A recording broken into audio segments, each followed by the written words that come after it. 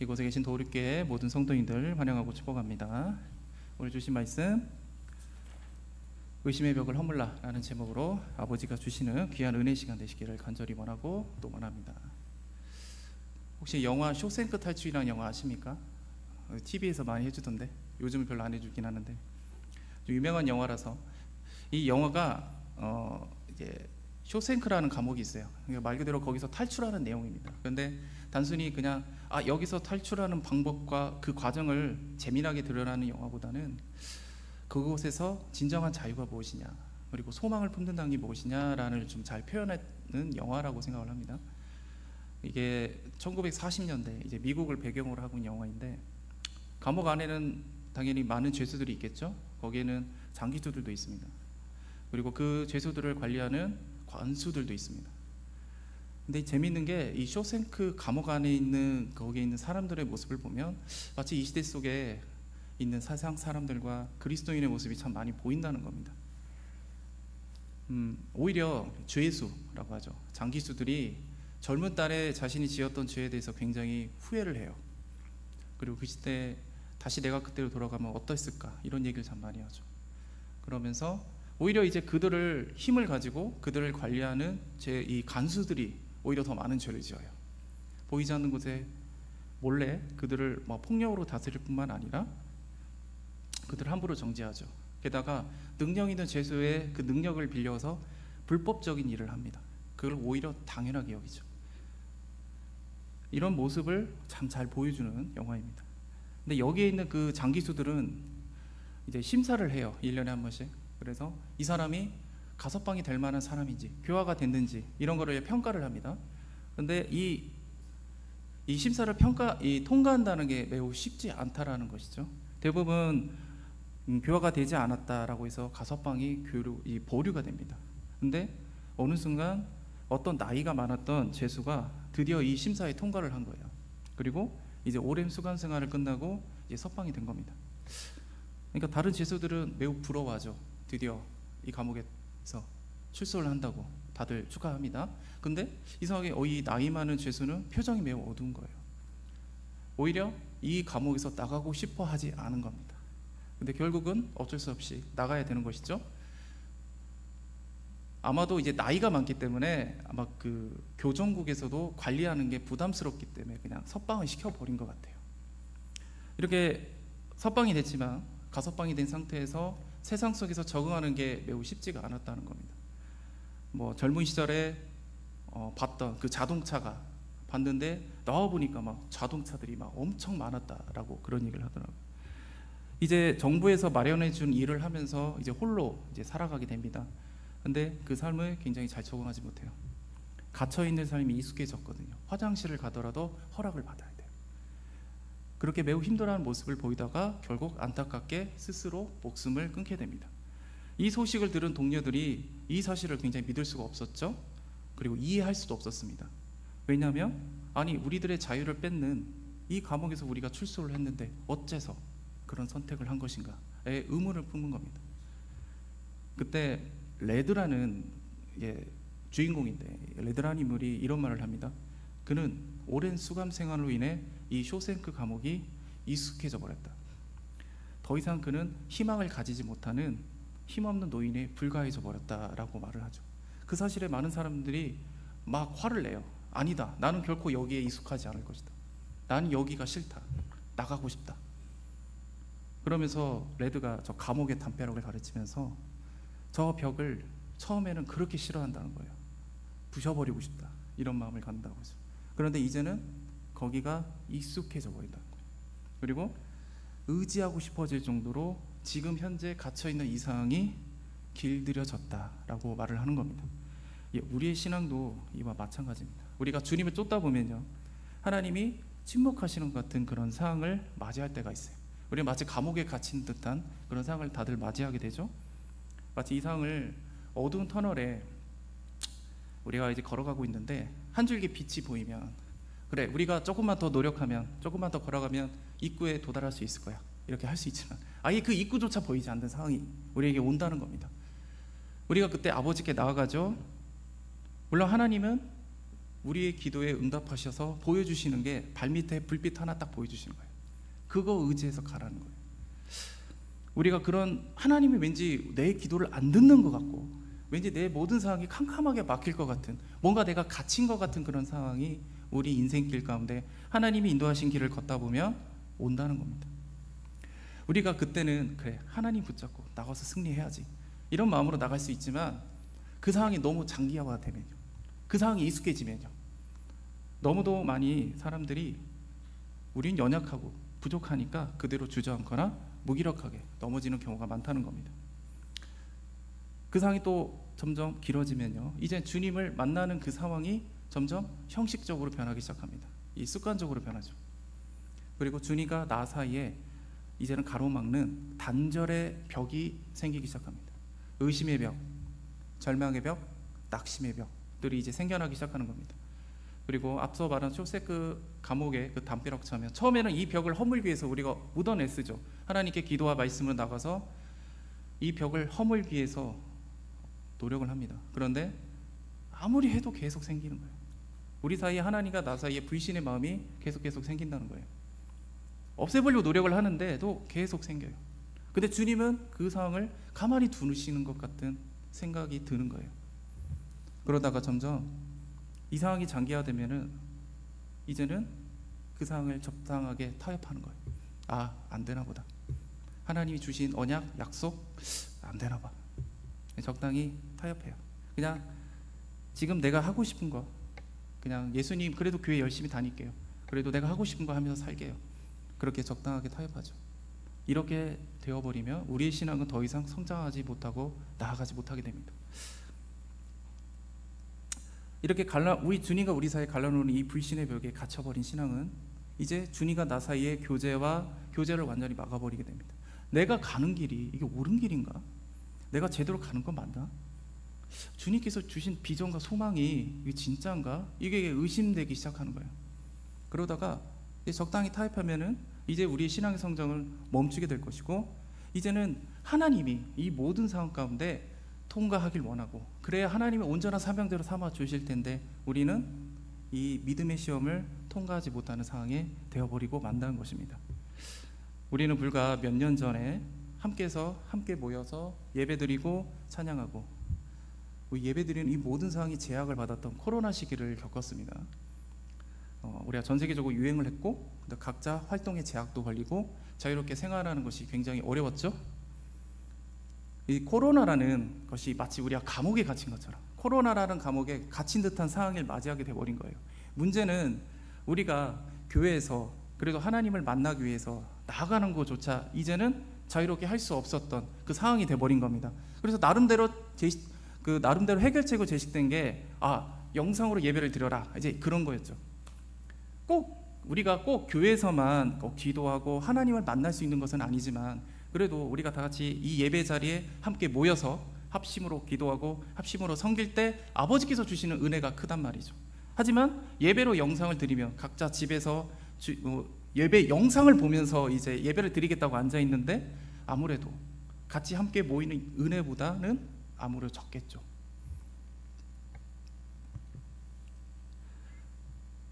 그러다가 이 코로나 시기가 이제 점점점 장기화가 되는 거죠. 우리는 금방 끝날 줄 알았잖아요. 이제 다시 우리 예배 자리로 돌아갈 거야. 하나님이 예배자들이 지금 예배를 제대로 드릴 수 없는 상황을 계속 하게 내버려 두시겠어? 근데 아시겠지만 우리가 2-3년이라는 시간이 정말 흘러갔죠. 이런 상황이 장기화되니까 많은 사람들이 이제 그 상황에 익숙해졌어요. 교회 가서 예배 드리는 것보다 집에서 앉아서 영상을 보고 예배 드리는 게 더 쉽고 편하거든요. 이런 상황이 점점점 익숙해지기 시작하는 겁니다. 특히 코로나 시기 때 30-40대들이 영적으로 이탈이 정말 많았다고 합니다.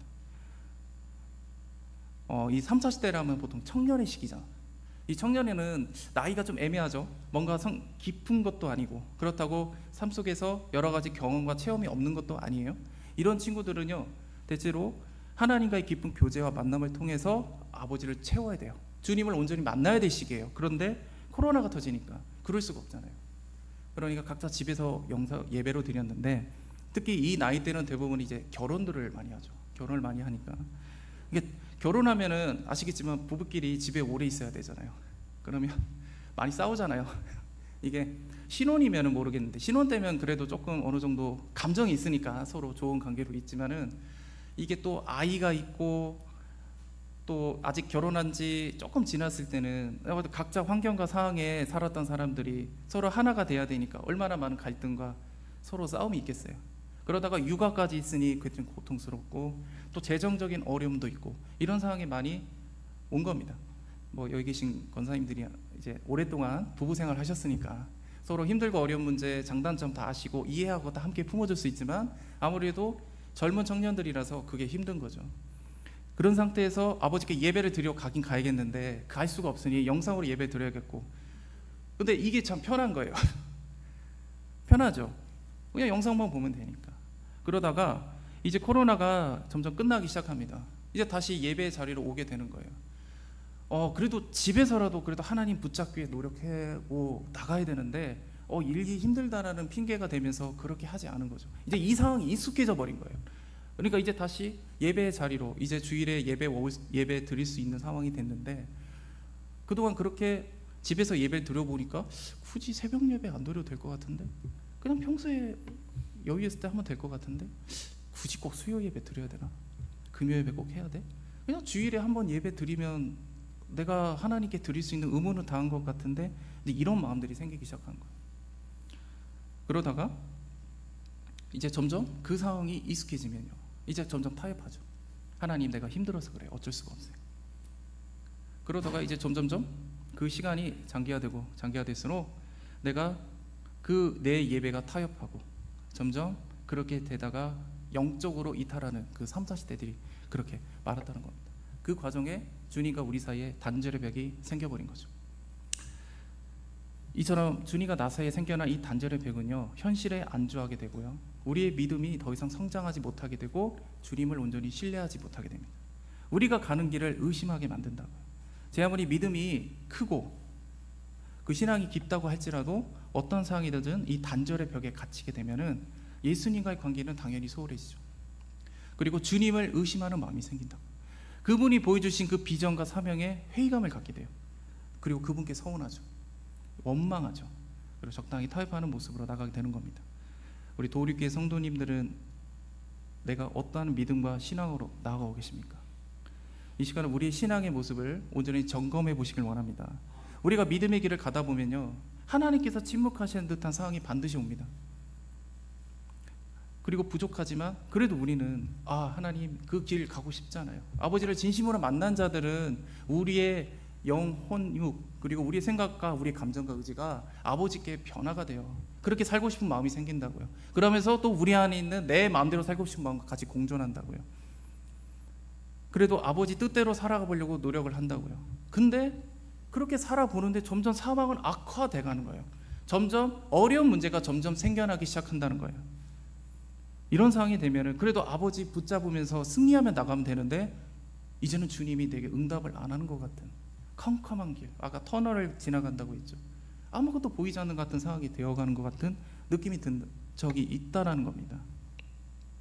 그 상황에서 우리는요, 아버지께 기도도 드리는데 왠지 그 기도가 주님께 올려지지 않는 것 같은 정말 그런 절망의 마음까지 생기기도 합니다. 이런 상황이 많이 장기화. 우리가 아무것도 보이지 않는 터널 속에서 주님이 우리 발 앞에 하나의 불빛만 딱 비춰주셨어요. 우리 그것만 의지하고 천천히 걸어가기만 하면 됩니다.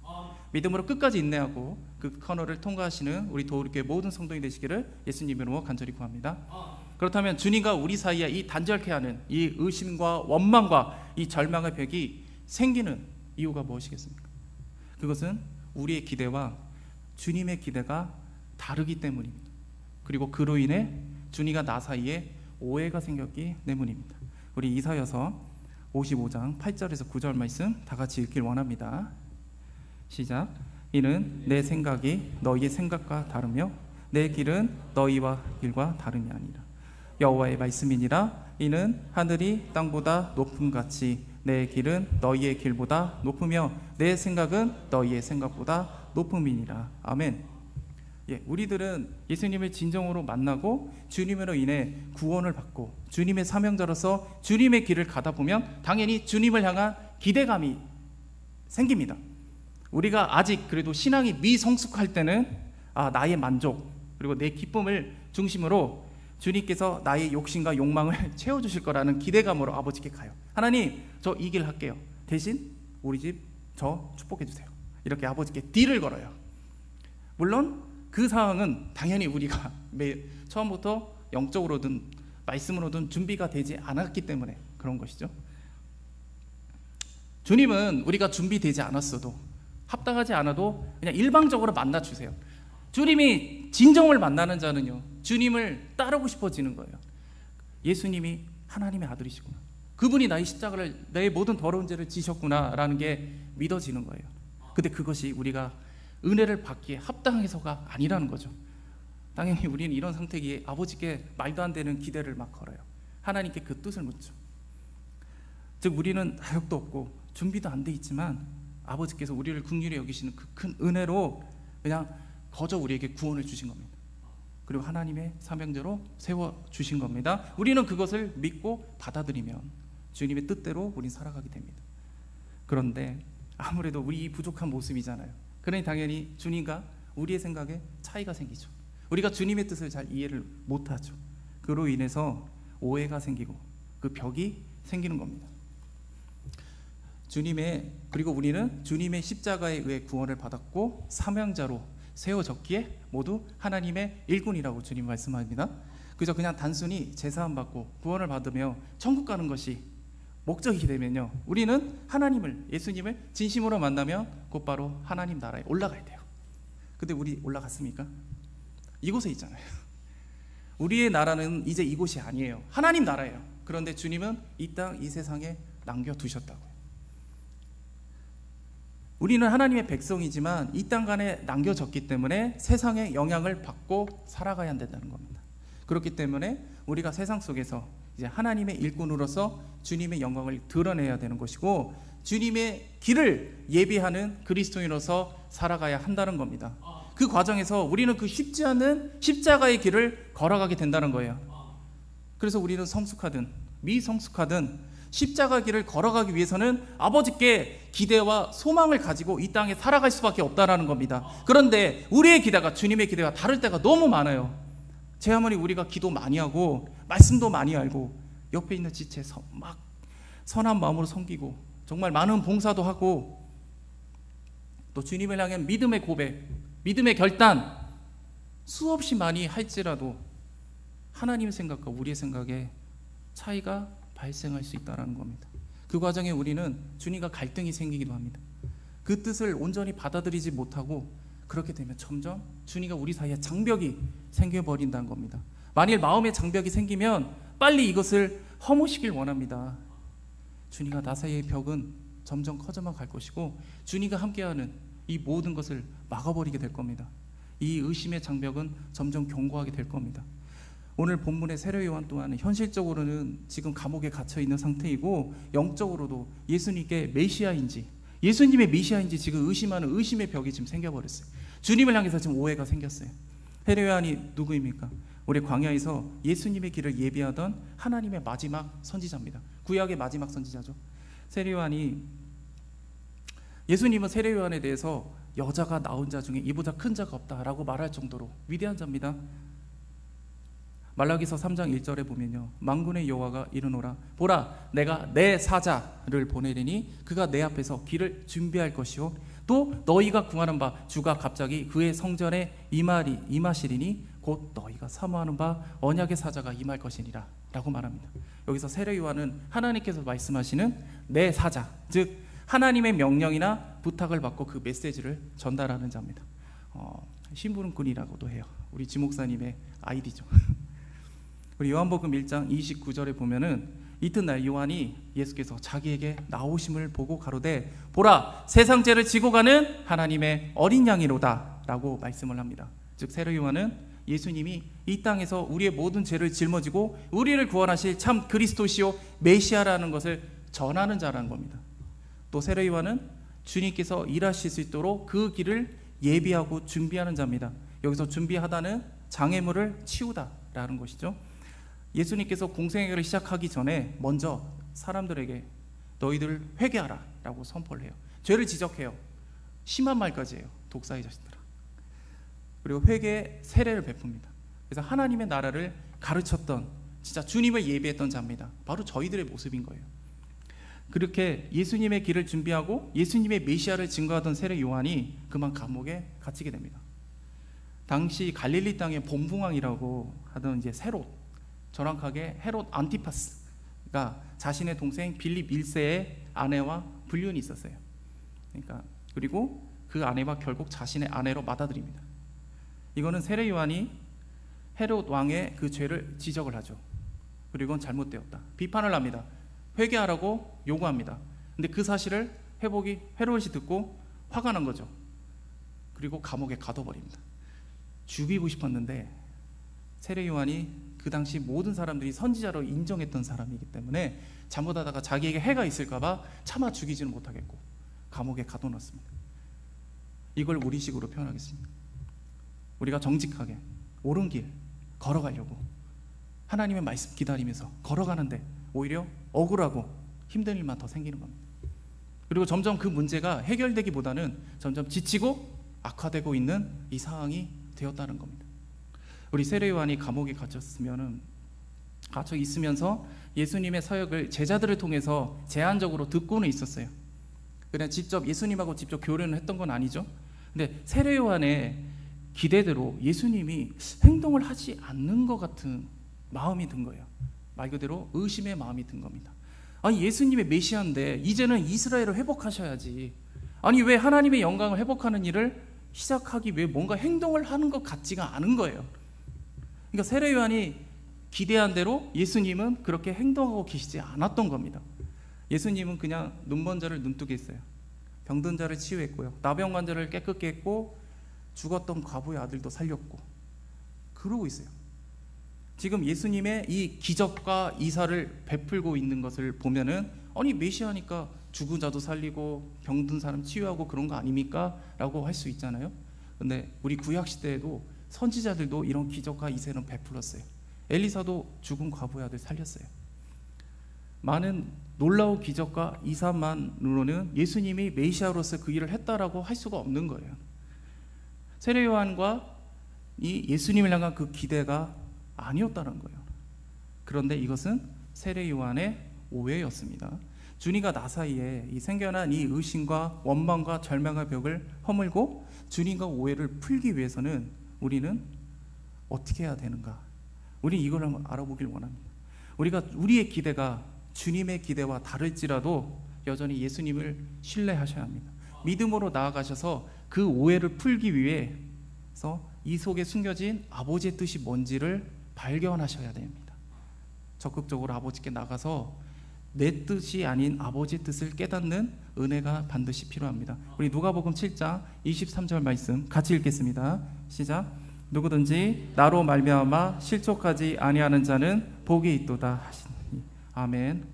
지금 이해가 되지 않고 억울하다라는 마음이 드는 상황 가운데 있다면요, 우리가 지금 나름 그래도 하나님 믿고 가고 있는데도 여전히 억울한 마음 들고 힘든 상황이 들 때 우린 주님으로 인해서 실족할 수 있어요.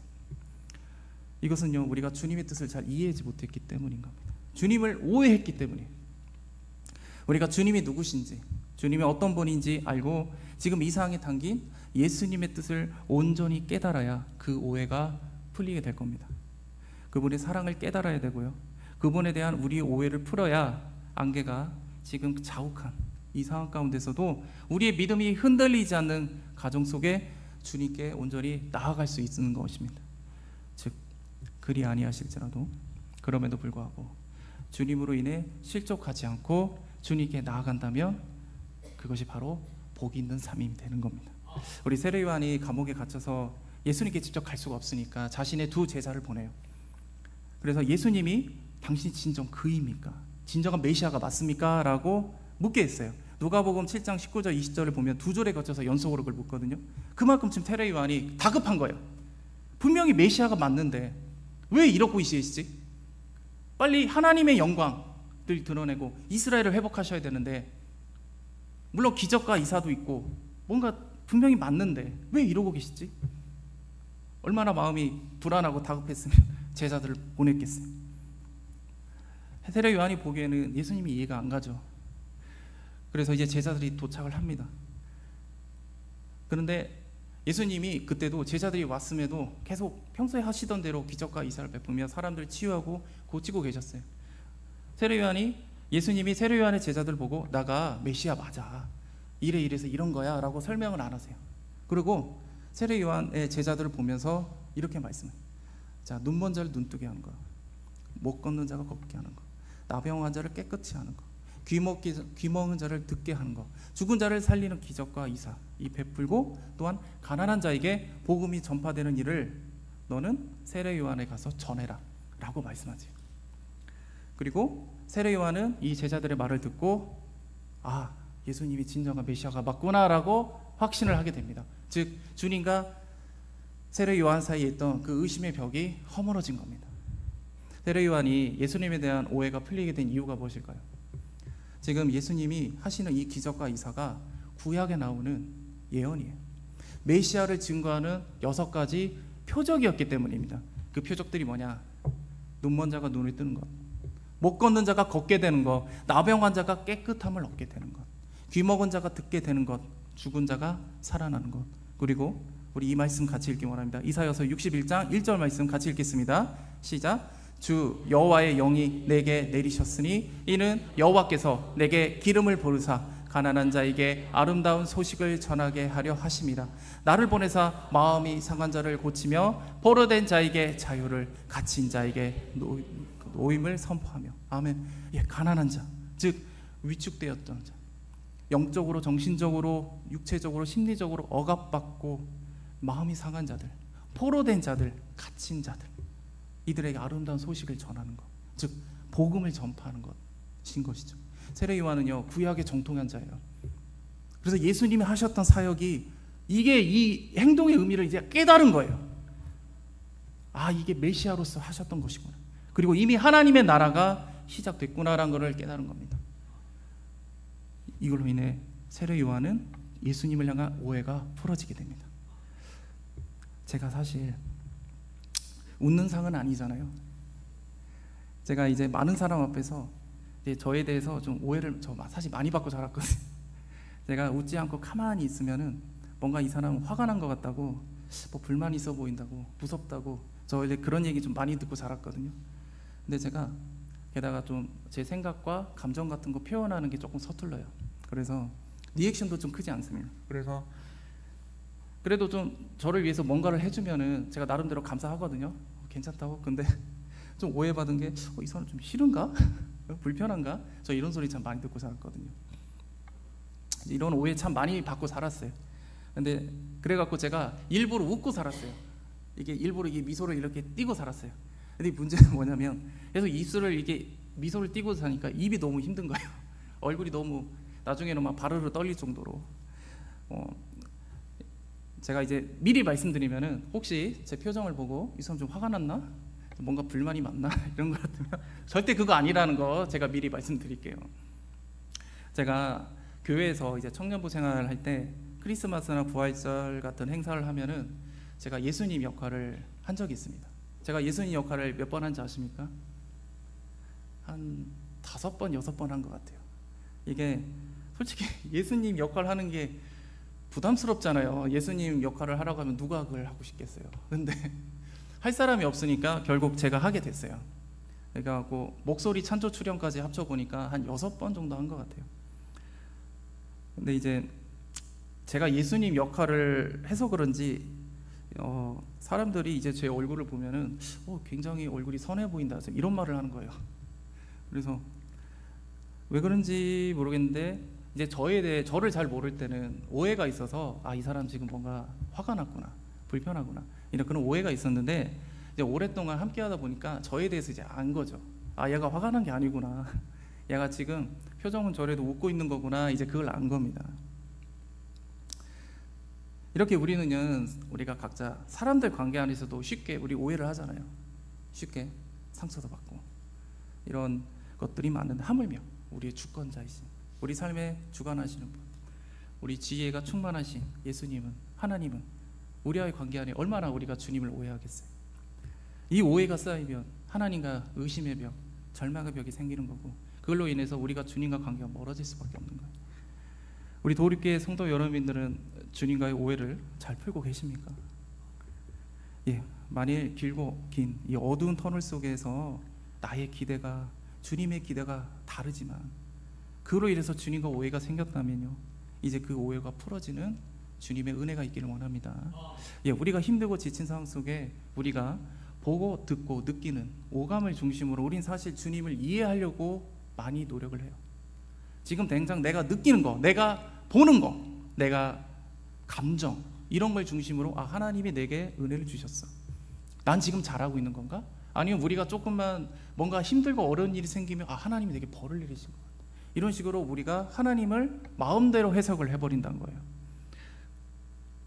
내가 가진 생각과 지식을 통해서 이걸 대입을 해가지고 멋대로 주님을 오해하고 평가하는 겁니다. 그 과정에서 우리들은 주님을 의심하게 돼요. 주님과 나 사이에 불신과 의심의 벽이 생겨나게 돼버리는 겁니다. 세례 요한은 감옥에 갇혀서 제자가 들어주던 예수님의 소식을 다 들었죠. 그리고 들려오던 소식도 알고 있었어요.